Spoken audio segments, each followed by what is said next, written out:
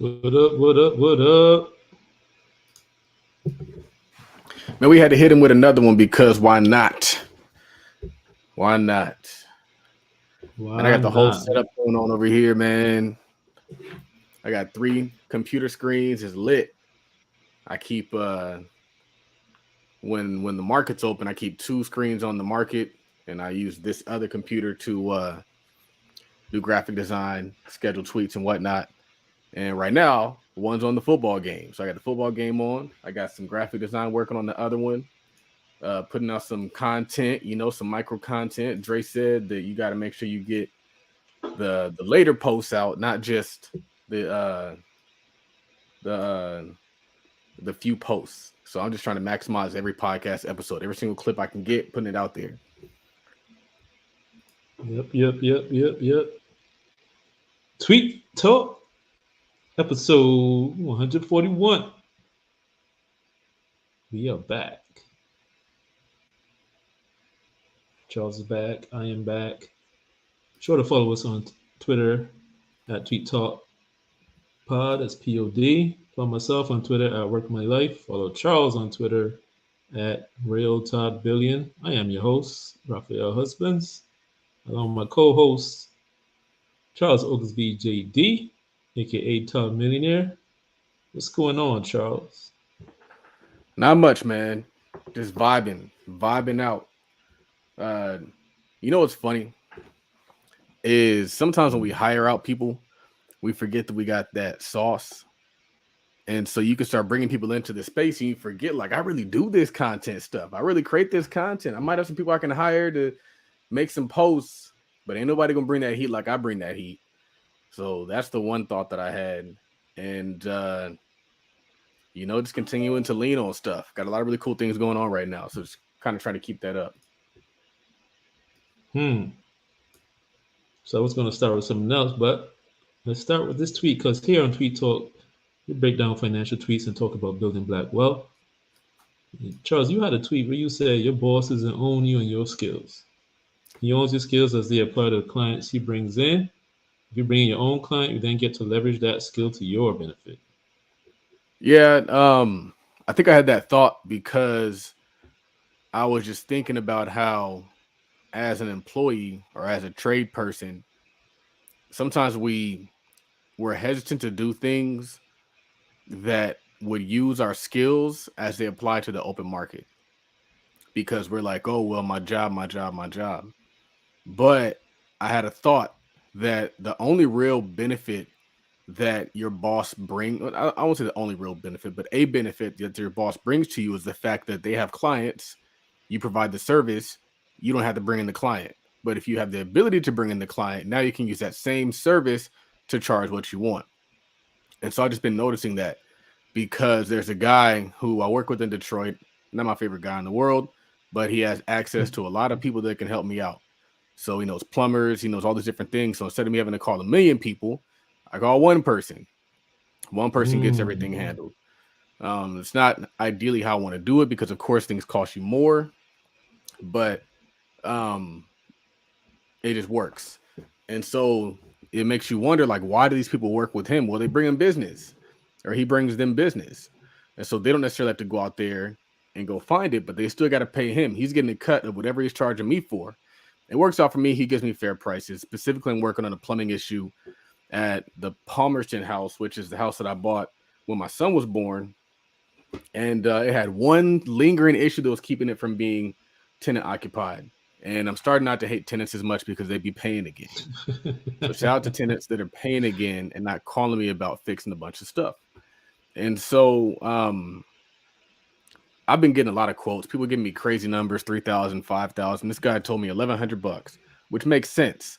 If I'm getting numbers that don't make sense for things that I know aren't that expensive or that difficult, it kind of frustrates me because a lot of times what these contractors will do is they'll try to make a small issue a big issue so they can charge you big bucks. And so they won't just fix the issue. They'll say, we got to overhaul the whole system. And it's always that. That's always the solution. Oh, I got to overhaul it. Especially when they're coming behind somebody else's work. If they come behind somebody else's work, if they come to you, they're immediately going to have to say they got to overhaul it just because that's their strategy. But if they come behind somebody's work, they're going to say that they'll overhaul it anyway. So their goal is always to get as much money out of the client as possible. Big mistake. That's why a lot of folks don't get repeat business. But I was able to get this thing done for $1,100, and it's not done yet, but we're getting close to that process. And then once we get to the finished product, I think I want to try to seller finance this. I don't even want to try to rent it out. I want to try the seller finance approach and see if that is a little bit more passive. And all you gotta do is deal with the money with somebody who's business minded already, right? Right. And then you can charge way more money. So I can charge $100,000 for this house, which is going to bring up the value in the neighborhood. This is why Black folks need their own bank and then to become their own bank. Because a lot of the values in properties isn't because somebody walks in there and write a check most of the time. Most of the time it's because it was appraised at a certain number. Why? Because they just said it's worth that much money. Now the value in your communities increases just because somebody said so. Somebody said so. And so if we become the banks in our community, now we can say, hey, this is $100,000, $200,000, $300,000 if you want to move into this community. Why? Because we said so. Right. It's all made up. They'll be making up money with their opinions.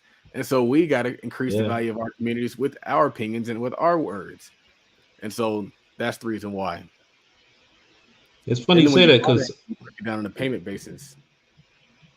I'm pretty sure Erica Williams has been saying that we need more Black appraisers. Somebody says it all the time that we need more Black people becoming appraisers, so we can stop complaining about Wells Fargo, not Wells Fargo, but like all these appraisers that come into these houses owned by Black people and saying it's worth half the value of a Caucasian person that owns the same exact house a couple doors down. So that's exactly the kind of thing you're talking about, just boosting the value of a place based on an opinion, because that's all the appraiser is doing. And they say like the wealth of a white family is what 171,000, and most of it's home exactly. That's where the biggest difference comes. Equity. They just made it up. They said it's worth this much money, and boom, now we rich. Now we rich. Ta-da! Right. So, and the thing is, shout out to Mark. But the thing is like, if you everybody, I forget the book that I read, but he states that everybody feels as though they're superior to you in some way. It was the book How to Win Friends and Influence People. And so if you ask a white person or somebody outside of your community if they're better than you, they're always going to say yes. Because they just feel that way. So stop asking them. And stop just telling yourself what you believe. I believe I'm great. I believe I'm this. I believe I'm that. I don't care if you agree. I don't care if you co-sign it. I don't care if you tell me that. Because everybody has their own interest at heart. And so you can't even really rock with it. SC comes on in an hour and a half versus Arizona State, and they have a good team. SC is not my new team, but now that we actually have a decent squad, I can root for them again. It's been a hard few years as an SC fan, man. I went off a topic. I don't want us to lose that train of thought because I think it was very valuable. Yeah, there's a lot to unpack there. Appraisals, equity, like that's the biggest difference between Black wealth and white wealth. Like, I mean, there's a lot of things going on there, but just the pure numbers, if you look at it, like 171,000 versus 17,000, it's basically a house. Which is another reason why Black people should stop with this renting is better than owning narrative that we've locked onto. It doesn't necessarily serve us. Where you at, Raphael? Where you at, Am I man? at? Yeah. I'm in Delaware. What's in Delaware? My kids. Oh, okay. Shout out to the kids, man. Shout out to that. Yep. How many? You have a lot of kids, man. How many kids are in Delaware? 3. 3. How many kids you have in total? 4. Okay. All right. You know, I'm thinking about having more. We're gonna see. We'll see. This guy thinks I'm like NBA YoungBoy over here. Like, right. School just had his 9th baby. He's 22 years old. It's like, damn. Raphael YoungBoy. So, um, you mentioned buying a house when your son was born. I remember you talking about how a lot of people don't do this. At least I don't see a lot of black people talking about this, but I've seen Brandon or whatever his name from Bigger Pockets talk about this, buying a house for your child when they're born and designating that house and the rent from that house for that child to use for the future. So that by Yeah. the time they're 18, the house is paid for, it's collecting rents, the college is paid for if they want to go to college, and they have income already when they turn 18. And I would say the big win is just having it paid off, man. Like we always focus on cash flow, passive income, but man, you buy a house when your child is born, and then when they're 18, 70% of the mortgage is paid off. Not only do they have equity, but they also have appreciation.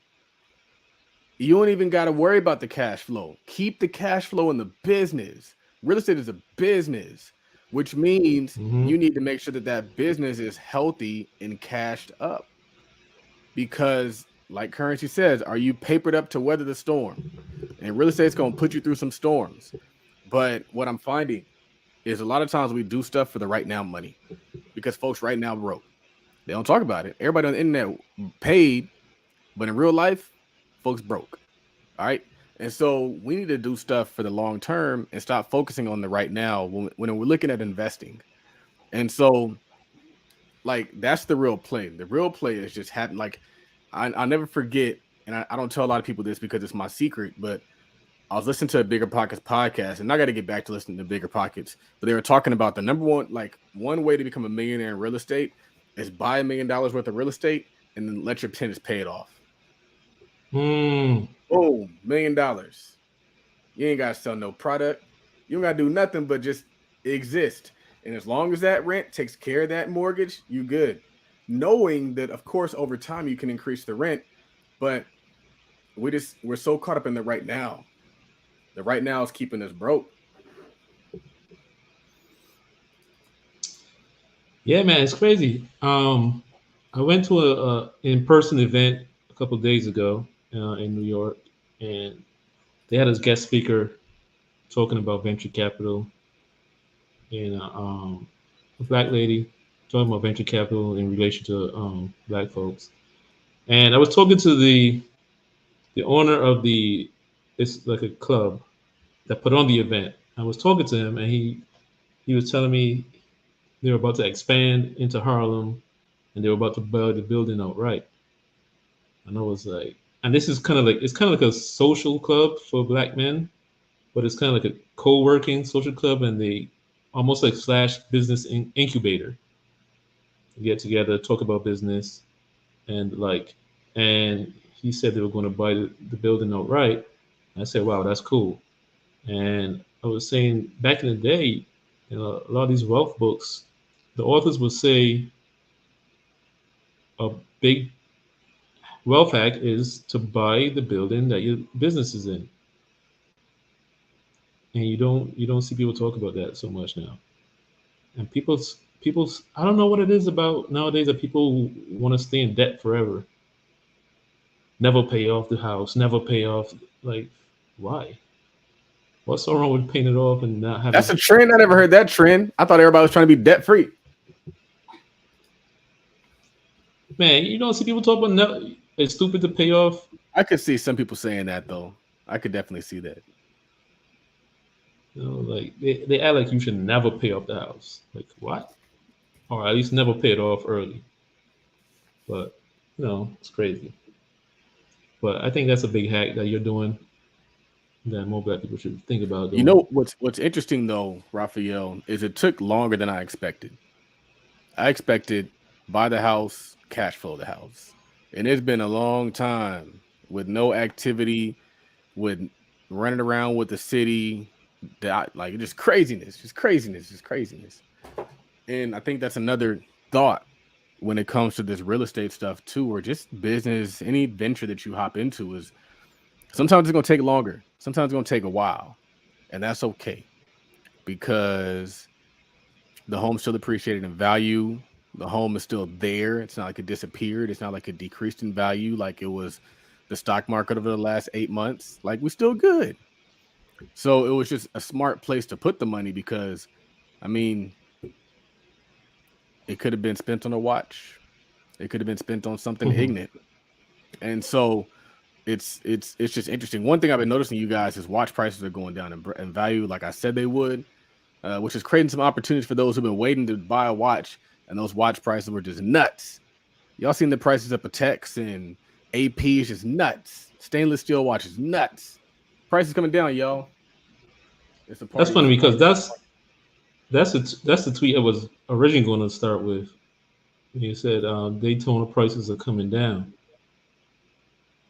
Yeah, I wish So I could we, find the price of the Panda Daytona, but I think it was up there near like 50K. It was like $50,000 for that watch, which retails at maybe $15,000. It probably retails at like maybe $15,000. I want to find out. And so the way Rolexes work is they only produce a limited quantity. So if you can't get them from your AD, then you have to buy it in the secondary market. And so what happens is people buy these watches from the AD, the authorized dealer, and then they sell it at a markup because you can't even get them. And they sell them at a heavy markup because they got to make their money.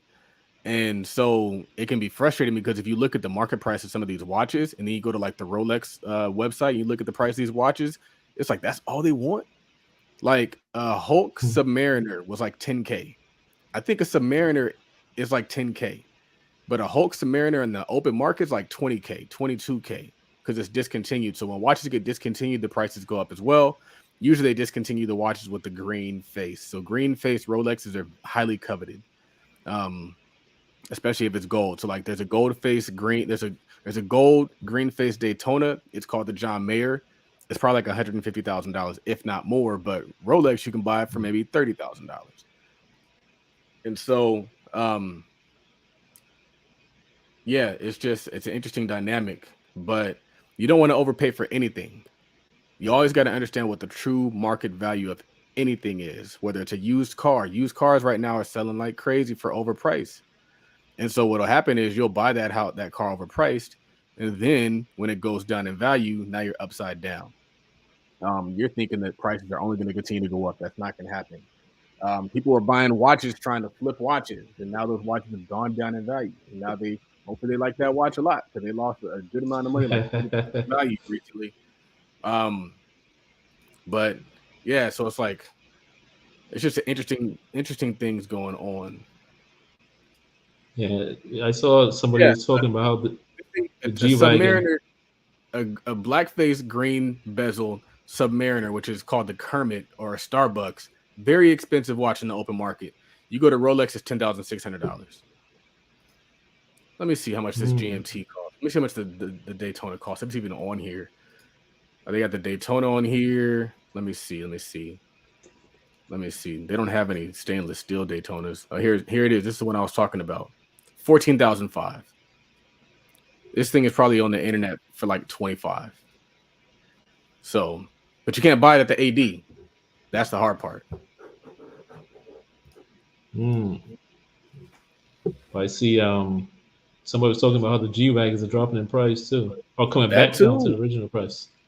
Like if you see a car that normally retails for $100,000 retailing for $300,000, you know something's out of whack. You got to understand the value of everything.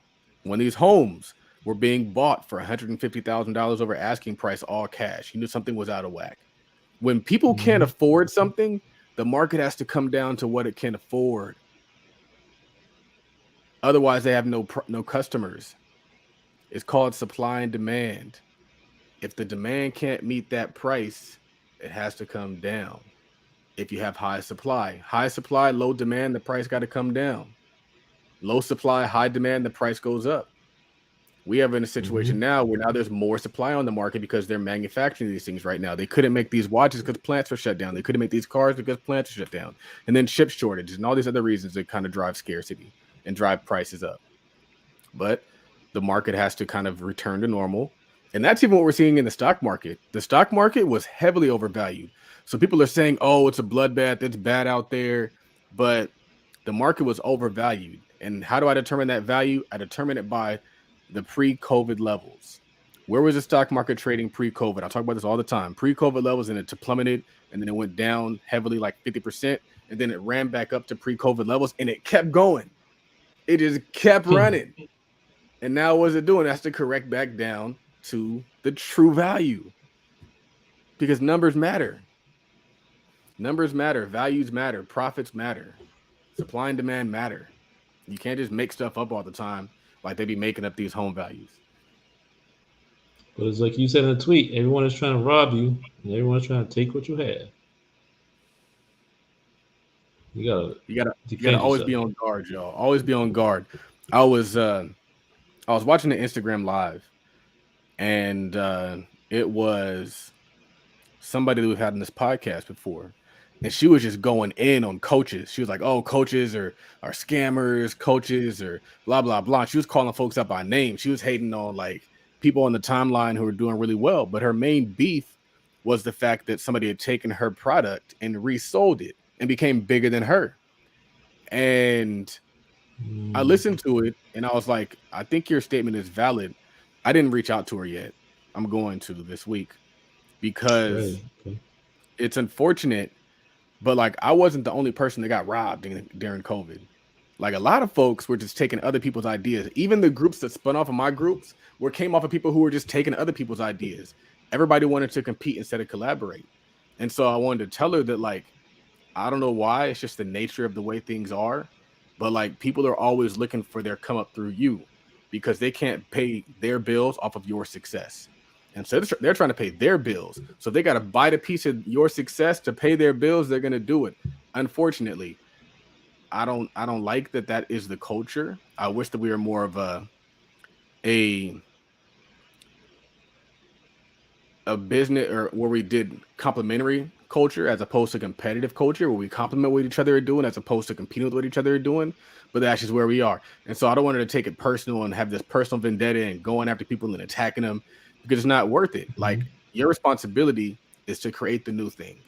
Your responsibility is to level up and grow, to keep your foot on their neck and go to the next level.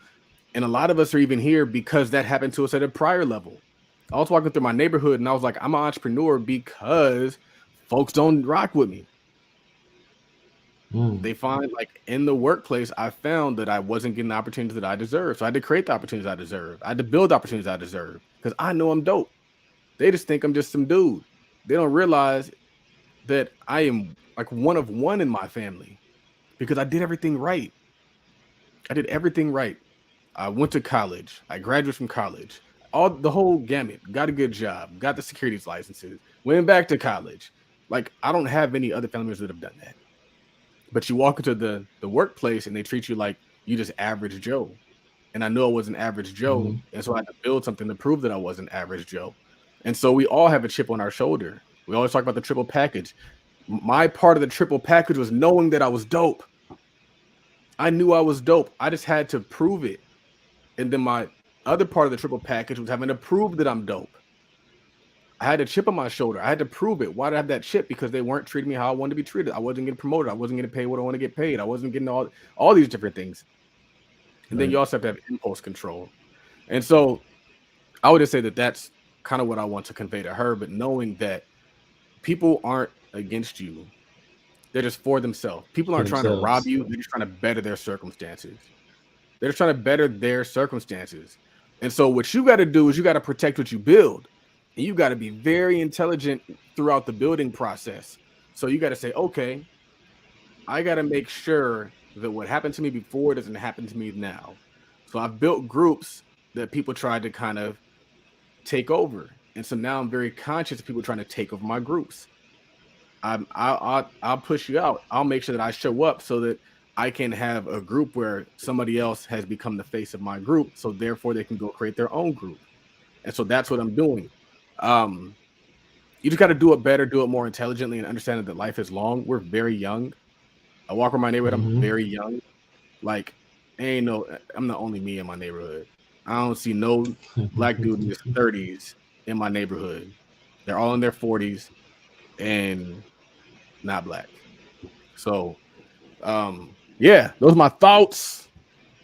And it's kind of like you said. Even if they aren't robbing it's still your responsibility to create the new thing. They say if it ain't broke, don't fix it. But if it ain't broke, you still gotta fix it anyway. You still gotta break it before somebody else comes along and breaks it for you, man. That's a Still big gotta be bar. innovative. Still Yep. gotta be innovative, man. You got to out innovate. You got to put yourself out of business. Right. Before Put somebody yourself else out of can come. business. Most people don't do that. Most people, what they do is they let some stranger put them out of business, or worse, they let somebody who wanted to collaborate with them put them out of business. But yeah, if you look back at certain people like yeah, it's kind of escaping me, but like Cornelius Vanderbilt, if you're going way back. Like he was in one line of business. He took over the steamboat industry that's transporting goods. He made crazy money doing that, and then all of a sudden he decided, you know what, railroad is the next thing. I'm jumping into railroads, and everybody thought he was crazy. Like, bro, you already got it made with the steamboats, but he saw the future. Like he put himself out of business before somebody else did, because he It's saw the future, kind man. of like Elon Musk is doing, man. He's able to go to Elon Musk, space. he'll never stop innovating.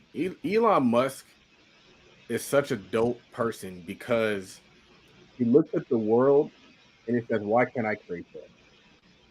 A lot of people look at the world and they say, "Somebody should create that.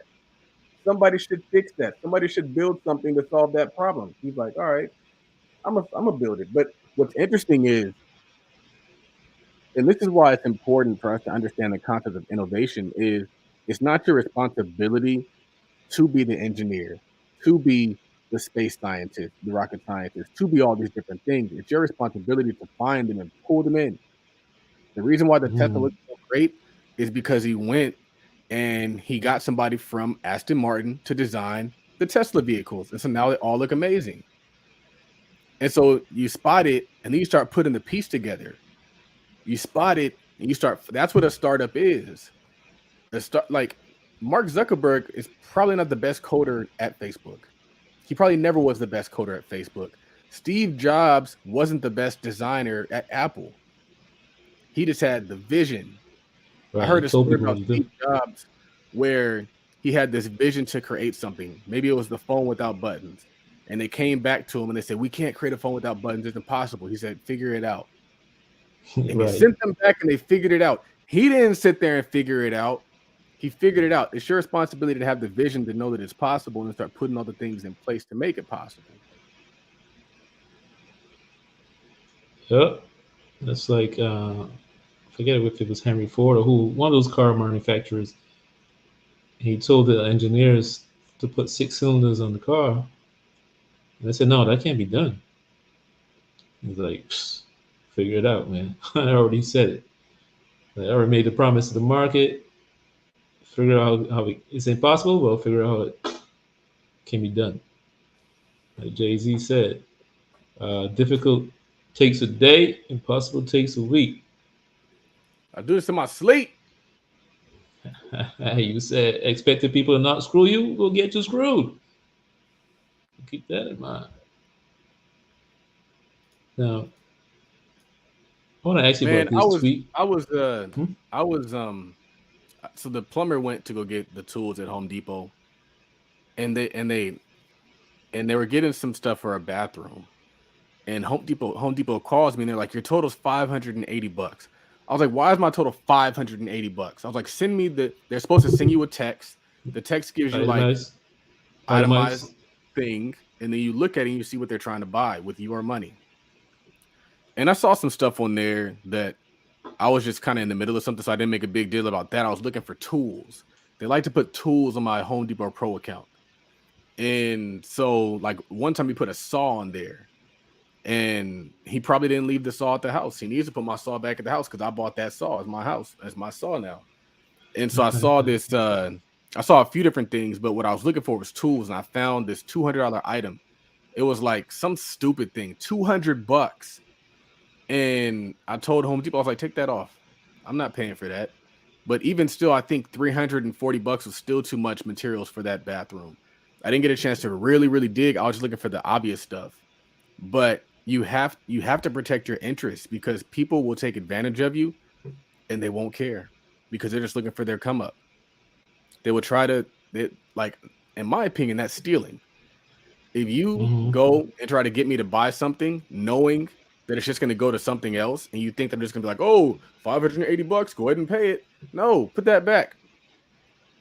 And so you like as an entrepreneur, there is no stopgap. There is nobody else looking out for your best interest at all. You know, when you work a job, you got a manager and you got a CEO and all these people that are out there looking to make sure you it. So you got to always be on guard. It's like Grant Cardone said. He said, "Only the paranoid survive." Mm. Paranoid survive. Gotta watch your bottom line, man. It's kind of like,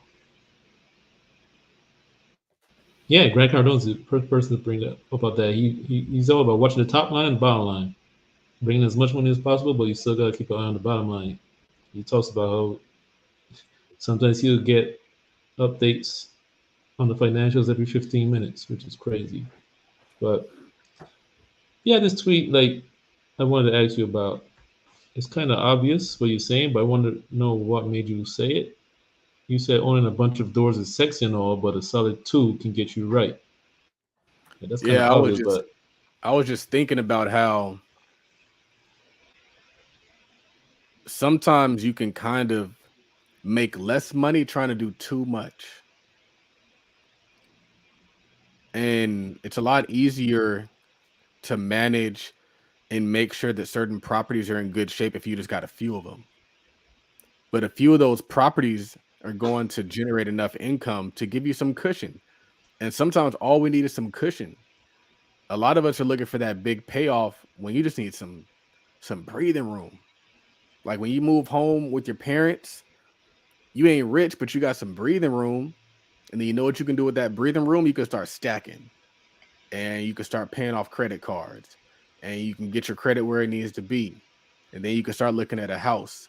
And so if you just had some breathing room, if you had two or three doors, just kicking off a few extra $100 a month and you didn't have obligations attached to it, you could do a lot, especially when it comes to children, especially when you already have other layers of income there. So it's like if I have dividend income, an extra $2,000 a month could go a long way. An extra $2,000 a month is good bread. I just work very, very hard to make less, commuting, being up all hours of the night, arguing with folks in the hood. Like people do a lot more for less money, but for some reason, when you throw that passive income label on it, they get lazy and they don't want to do nothing. They don't answer no phone calls. They don't want to pick up a hammer. They don't want to lay no nothing. They just want to passive. I'm passive. And so that's just what I was thinking. I got you. I thought maybe it was this other tweet where you said if a home is vacant, these motherfuckers in Detroit are breaking in It's every unfortunate, single. man. Yeah, I mean, it's part of me crazy. is happy because we were smart enough to not put anything in there. But another part of me is upset because whenever they break in, they damage things. So they broke in through the side window, but the way they did it was they ripped the screen up, they pushed open the window, and then there was bars protecting this window, and they like broke the bars out. All that for nothing. They didn't even get anything. All they did was just destroy somebody's property for nothing. And it's so conflicting because it's like you want to be for the community, but then you realize, like, to a certain extent, you can't be. It's like a big thing I'm trying to reconcile in my life is being able to be for my people without being used up and taken advantage of by my people and being eaten by my people. It's like, how do you do both? How do you help people without getting robbed or getting taken advantage of or getting threatened? We had a situation where the painters did very subpar work and then wanted really, really big pay.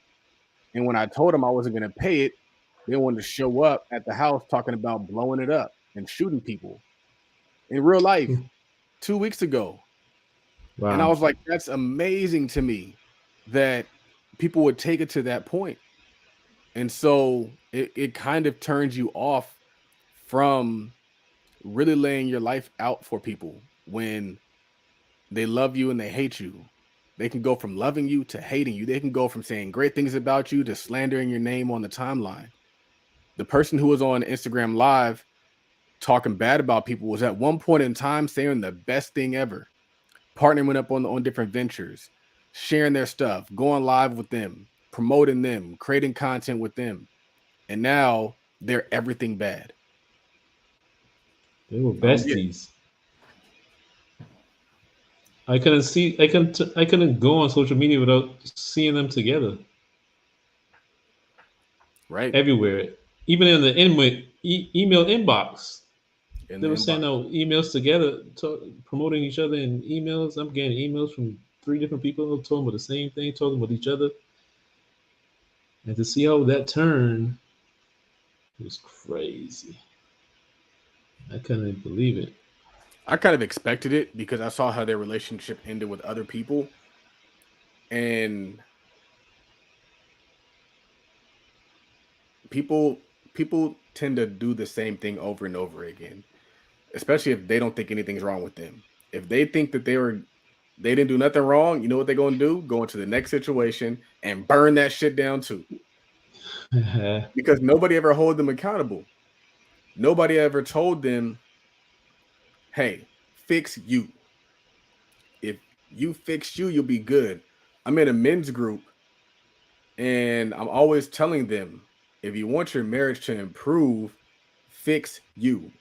You can come here and complain about your wife all you want, but the way to make your wife change is for you to change. And then once you make those changes, Mm. she will make those changes and become the woman that you want her to be. I don't know why it works. I just know that it works. But what a lot of people do is, and what I did in the beginning of my marriage was point. It's her, it's her, it's her, it's her, it's her. And then what'll happen is you'll find people that will support that statement. You'll find people that say, yeah, it is her. Yeah, she's this. Yeah, she's Mm. that. And I realized that even though I was getting support, still nothing was changing. And so I had this revelation one day, and I was like, you know what? Me trying to change her is not working. Mm. Let me see if I change. Let's see what she'll do. And magically, some great things happen. And magically, the people that I've told that to who have implemented it, great things have happened for them. And so now there's a new guy in the group, and I told him the exact same thing. And I told him, you can't expect it to happen overnight, because sometimes what women will do is if they just think you're just doing it temporarily, they'll dismiss it. But when they realize you're making a permanent change, they have to change. People can't interact with you the same way that they interact with you if you're different. If I'm saying two, Mm. two, two, and you're saying two, two, two, it's always going to be four. But if I'm saying three, three, three, and you're saying two, two, two, now it's five. But if I'm saying three, three, three, and now you move to three, three, three, now we're saying six. And so even if they don't change, the situation still changes. They don't got to change. You can change the situation just by you changing. And that's it. Mm. Yeah, that's crazy because that works at work or in business. Same thing. Like you're not getting the results. I saw a long time ago somebody said real communication is about getting results. Like if you're not getting the results that you want, then you're really not communicating. So it's like if you're at work or you got um, in business, and people aren't doing the things you want them to do. You gotta ask yourself like either what am I doing wrong, or you just say like what can I change to make things happen the way I want them to happen.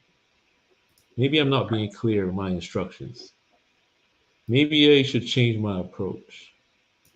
And then when you change, all of a sudden you find the other person changes supposedly because you just change your approach. I mean, that's all it is to it sometimes. And you can't. Here's the thing: you can't get caught up in your ego. Like, well, I don't want to be the one who makes the change.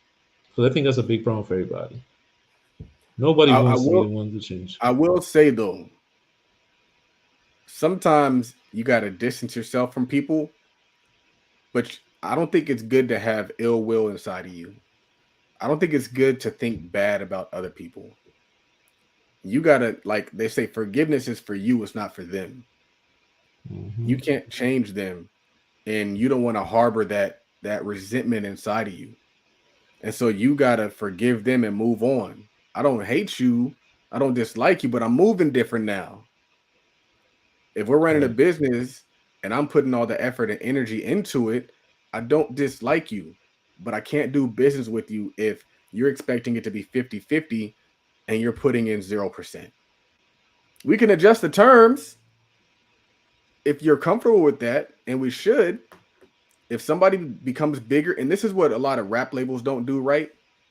As the artist grows, they don't adjust their percentages. And so then what happens is the artist goes off and does his own thing. As the Hmm. artist grows, they need to renegotiate that contract and make them a bigger portion of that business. That's what intelligent business people do. That's why you have law firms and investment firms that make people partners.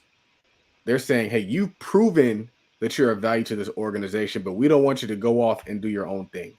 We want to keep you here. We're going to pay you very well, and we're going to give you a split of the profits.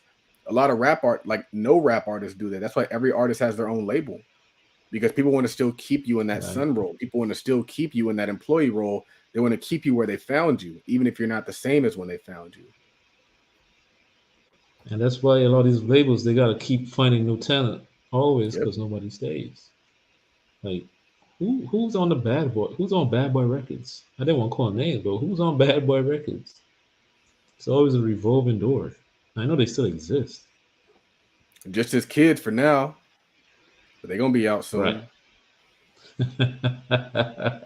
Even this kid, But nobody's I think made I more than to two a certain albums. to a certain extent, we also have to start having loyalty to the people that put us on. And a lot of Yes. times, what also happens is somebody will put somebody on, and then they'll start feeling themselves, and then they'll say, "I'm this and I'm that. I'm out." And so it's like there's two sides to the coin. And if we can have intelligent conversations about these things, maybe we can grow a massive mega label like Universal or Columbia or something like that, instead of all these little baby labels that don't nobody know about. And then what they do is they go and they get a bunch of talent that don't nobody know about. You see J. Cole, like Hmm. J. Cole has his own label. Ain't nobody know about them rappers. I don't know. I don't even listen to that crap. I never listened to that crap. I didn't know he had his own Big label. Sean went off, did his own thing. Big Sean left Kanye. Kanye put him on. He was begging Kanye for an opportunity at one point in time. And now he's talking crazy about Kanye. Yeah, it happens. It happens. Although one last thing, like I don't understand why more record labels don't just give them fair percentages from the jump. Like if it's based on percentages, just give it to them. Give them the percentage, and they won't make money unless they sell, and they're good. Like give them a fair percentage, and they won't leave. Yeah.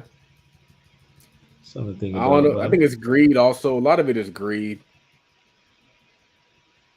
and And you then know what? Also, huh? and then people start thinking like I built this brick by brick.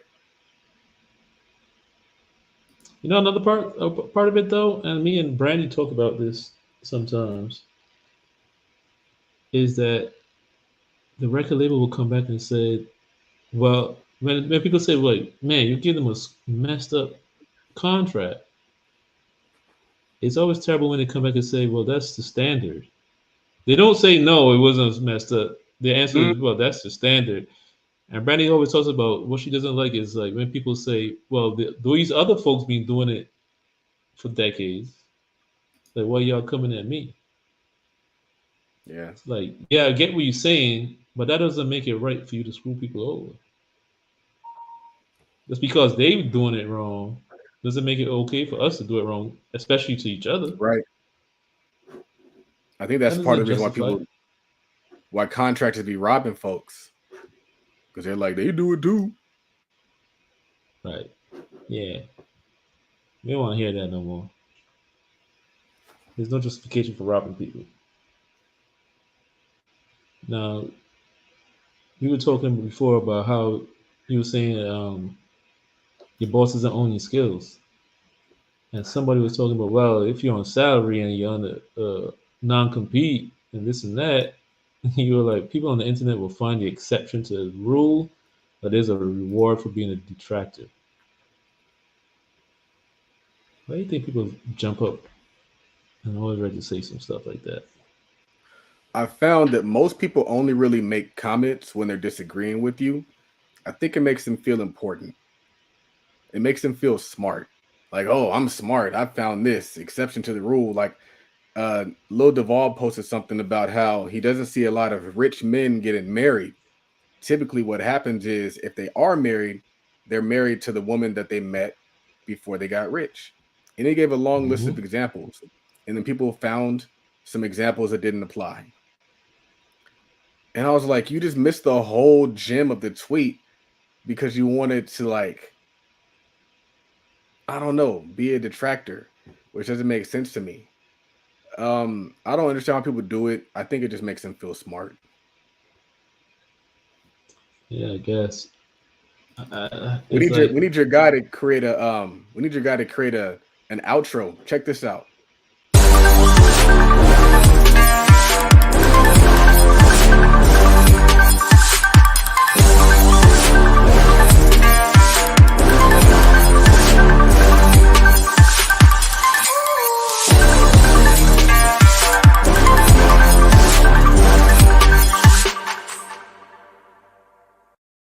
yeah, That's that kind took of me out. dope. You can just throw it in there. I was It thinking is about dope. taking the tweet talk, that little fade out thing. I was gonna Yeah, try to yeah, pull it from yeah, a yeah. TikTok. I was gonna try to pull it from a TikTok and upload it. I could probably do it while we on this Actually, call. no, I actually already have it. Actually, Where is it? already, I got it in Google Drive. I'll send it. I'll share it with you. But yeah, what were we talking about? I'm gonna put that inside Oh, the other brand.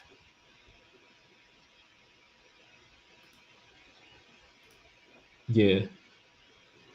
But I don't know, man. People just come up with like the smallest, most unlikely thing that could possibly happen just to be a contrarian. I feel like it's a sickness in reality. Hmm. I don't know what's going on with people. I don't know what's going on. Like, I don't, another thing I hate too is when you say something, you ask people a question. Yeah, well, what about this? What about you? Or what about this? And like, how about you answer the first question before you point fingers? Yeah, I don't like when people do that either. When people like you'll make a valid point and they'll say like not all. It's like, come on, fam. We know it's not all, but you just like didn't even. I don't know. I don't know. Maybe people do it also to dodge accountability. That plays a part, but it is Yeah, what maybe it that's what is. it is. People are people.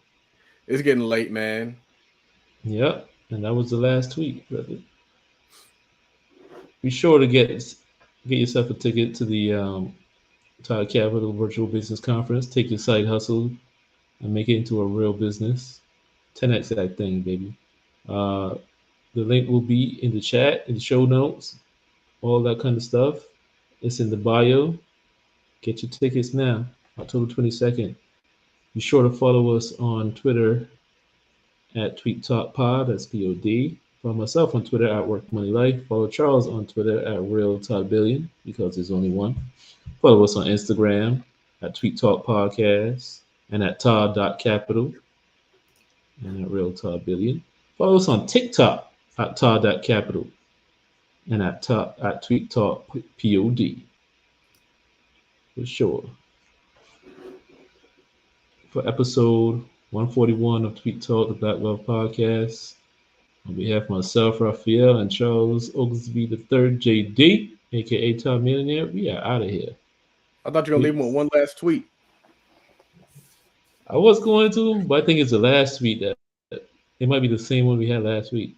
I know there was one that Oh, we were supposed to touch on, but I forget what it was. But I'll leave you guys with oh. this one. It might be a repeated last one, but I'll leave you with this one, guys. Stay focused on your growth, not on debating people who choose not to grow. Be good.